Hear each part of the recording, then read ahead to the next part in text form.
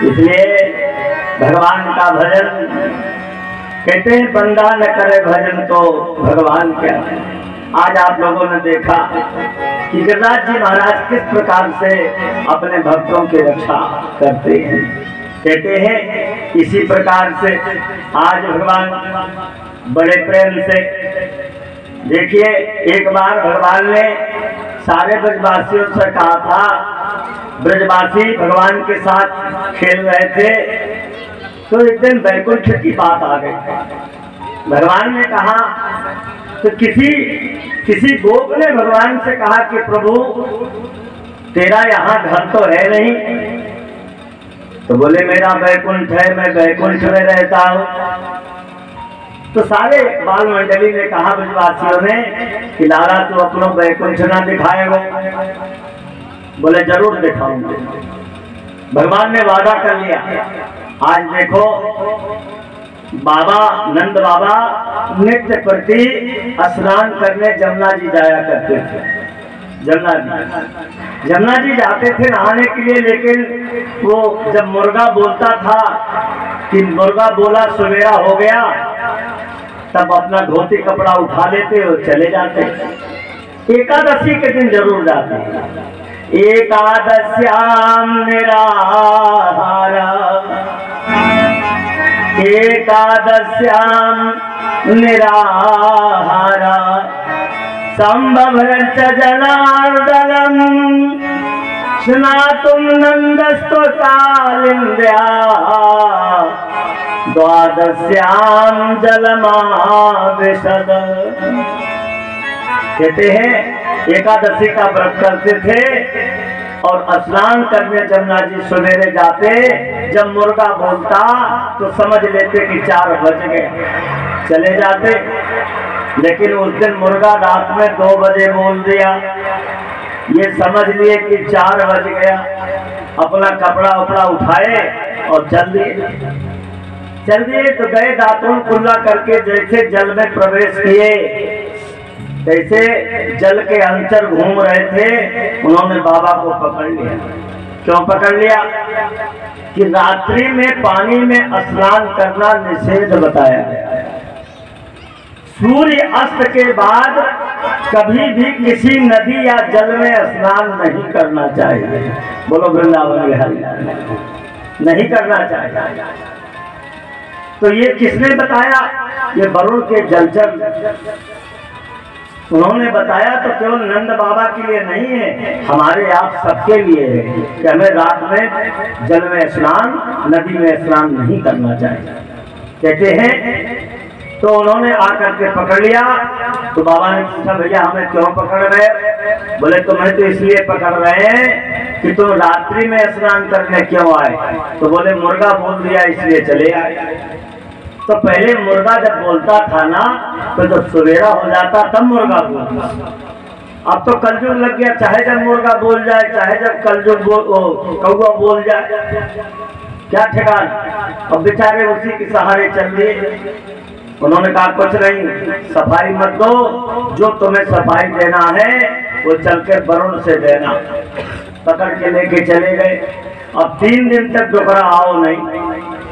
और जब 3 दिन तक नंद बाबा नहीं लौटे, यशोदा रोए रोए मरी जाएगी। कन्हैया आ गए लौट। कन्हैया ने पूछा भैया क्या बात है? सब बात बताया उसे। भैया तू शांत रहे, मैं अभी बाबा को लेके आऊं। भगवान समझते हैं, अंतर्यामी हैं। भगवान जब निकले जाने के लिए तो ब्रजवासी भी साथ में हो गए। तो ब्रजवासी साथ में रहते ही थे 24 घंटे। भगवान कन्हैया मैं चलूं, कन्हैया मैं चलूं, कन्हैया मैं चलूं, सब को लेके चले गए। और भगवान जब वैकुंठ देखिए आप, शरीर कोई वैकुंठ जा ही नहीं सकता। अरे मरने के बाद भी जब बहुत बड़ा कर्म आदमी करता है तो वैकुंठ जाता है, बहुत अच्छे कर्म करता है तो वैकुंठ जाता है। और आज भगवान के साथ में रह करके ब्रजवासी धन्यवाद के पात्र हैं कि मनुष्य शरीर में ही भगवान के साथ वैकुंठ दर्शन करने जा रहे हैं। ब्रजवासियों की भैया फोड़ कोई नहीं कर सकता। ब्रजवासी तो वास्तव में ही भगवान के सब अंश हैं। जब वहां पहुंचे वरुण के दरवाजे पर, भगवान को देख करके वरुण सिंहासन छोड़ के खड़ा हो गया। दोनों हाथ जोड़ करके वरुण गिड़गिड़ा रहा है भगवान के साथ। ये बात सब ब्रजवासी देख रहे। और आगे बढ़े जब भगवान, तो कहते हैं कि 4 वेद, 6 शास्त्र, 18 पुराण, ये सब मूर्तिमान होकर के भगवान को हाथ जोड़ करके भगवान का वंदन कर रहे हैं। चारों वेद, 6 शास्त्र, 18 पुराण, ये भगवान वंदना कर रहे हैं, निवेदन कर रहे हैं, आरती उतार। वहां की वैकुंठ के सारे देवी देवता भगवान के चरणों में गिर। ये बात देख करके ब्रजवासी ने कहा, भैया ये कन्वा, ये तो साक्षात भगवान है, नारायण है, इसकी तो पूजा करो। कछु वही माफी मांगने लगे कि मुझसे गलती हो गई कन्हैया, बाद में कुश्ती में मैंने तो हरा दो, कोई कह रहा हूँ कि मैंने तो मार दो, कोई कह रहा हूँ कि मैंने तेरी ये चीज ले ली, मैं चल के दे रहा हूँ, भैया तू तो भगवान है। भगवान ने कहा कि इनके मन में बस गई। नंद बाबा भी सोचने लगे कि कहाँ हमारी बात, हम ग्वाला, गाय चरावे वाले, गाय रखने वाले, ये साक्षात नारायण परमात्मा आज मेरा पुत्र बन करके वहां देख करके भगवान की पूजा और भगवान का वर्चस्व देख करके सारे ब्रजवासी सब कुछ भूल गए, एकमात्र भगवान को नारायण समझने लगे।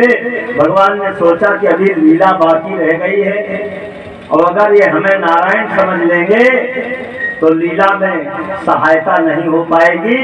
इसलिए भगवान सबको लेकर के जब लौटे तो भगवान ने अपनी माया को खींच लिया, माया खींच लिया। वही कन्वा, वही ब्रजवासी फिर रह गए। बोलो वृंदावन बिहारी लाल की। भगवान ने भुला दिया सबको।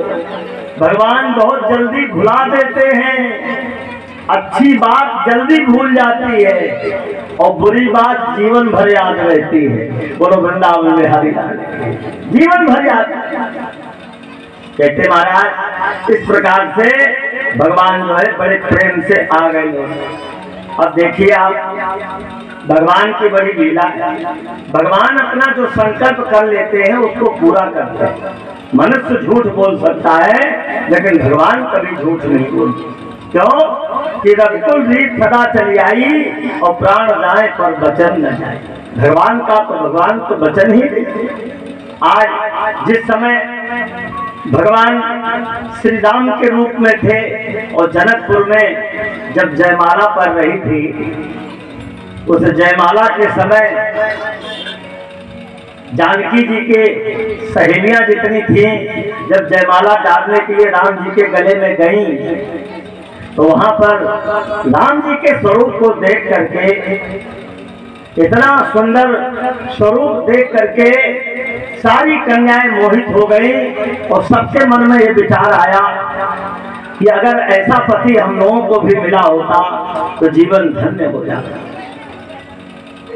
उस समय भगवान श्री राम ने कहा, मैं मर्यादा पुरुषोत्तम, एक पत्नी व्रत है मेरा, लेकिन जाओ, तुम लोगों की कामना अगर इसी प्रकार से है कि तुम हमको पति के रूप में चाहती हो तो द्वापर में मेरा कृष्ण का अवतार होगा, वही तुम्हारी मनोकामनाओं को हम पूर्ण करेंगे।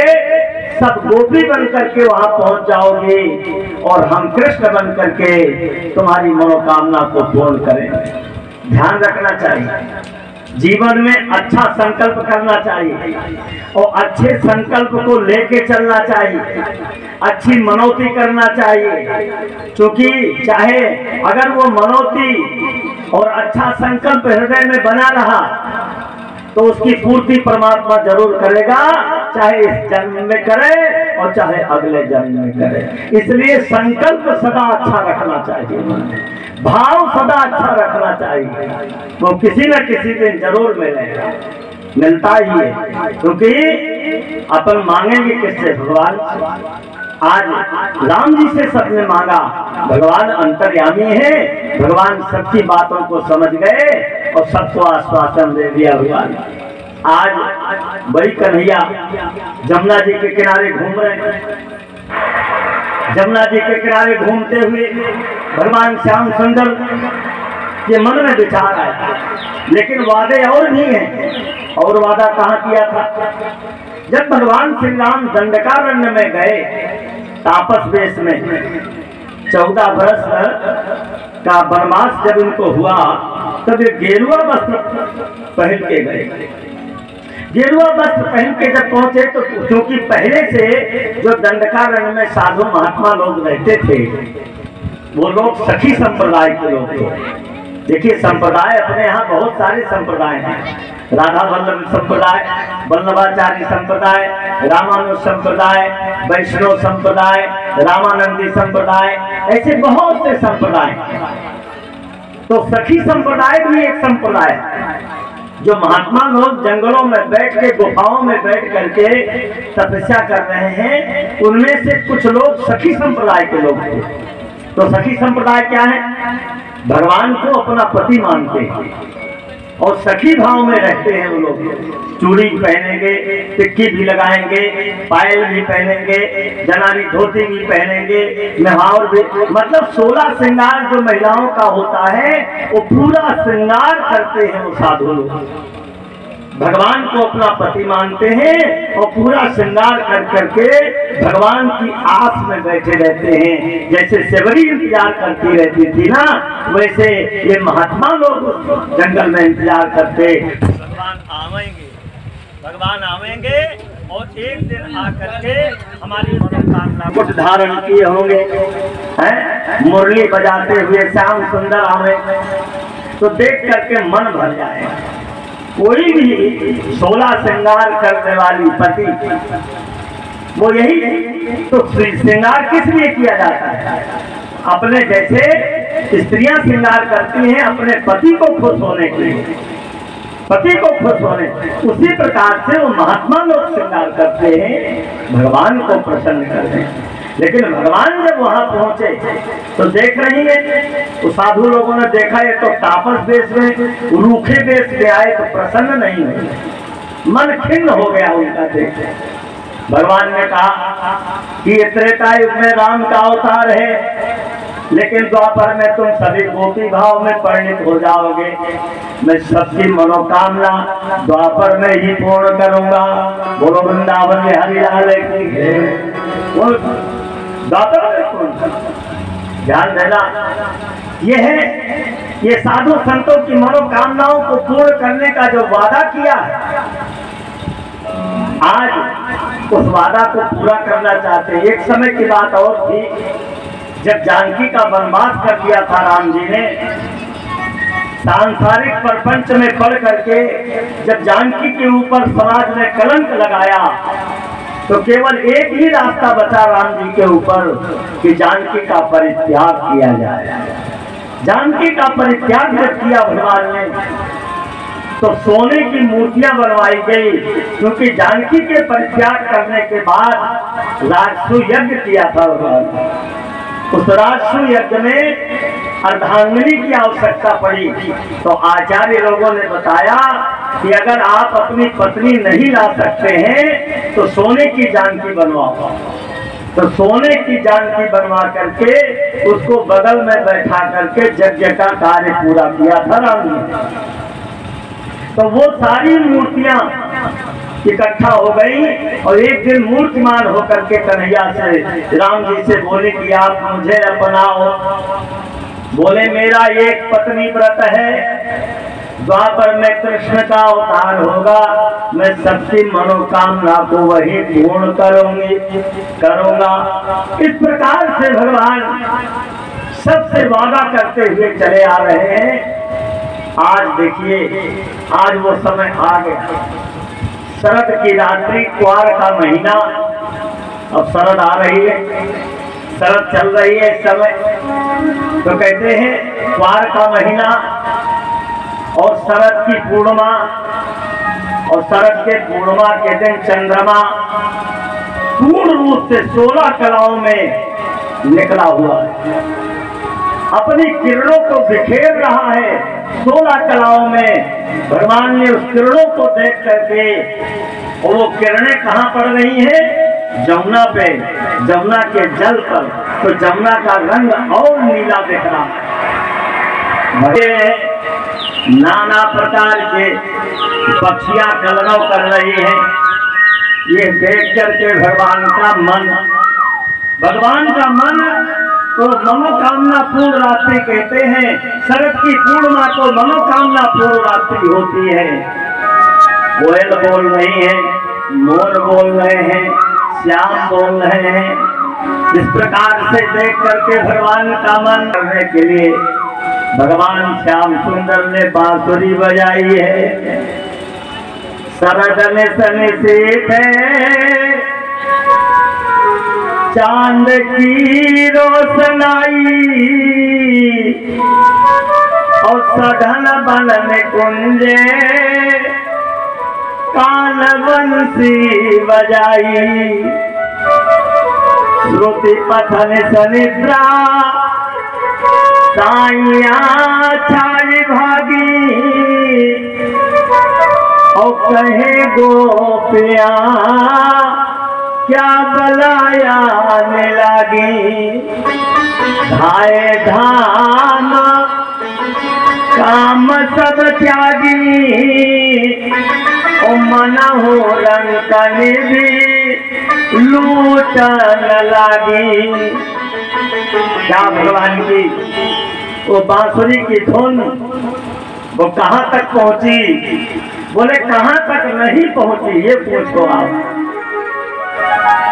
कहाँ तक नहीं पहुंची? यहाँ तक कि नटराज भगवान भोलेनाथ भी गोपी भाव में परिणत होकर के आ रहे हैं। शंकर जी गोपी भाव में परिणत हो रहे और इधर तारे गण जितने, ध्यान देना,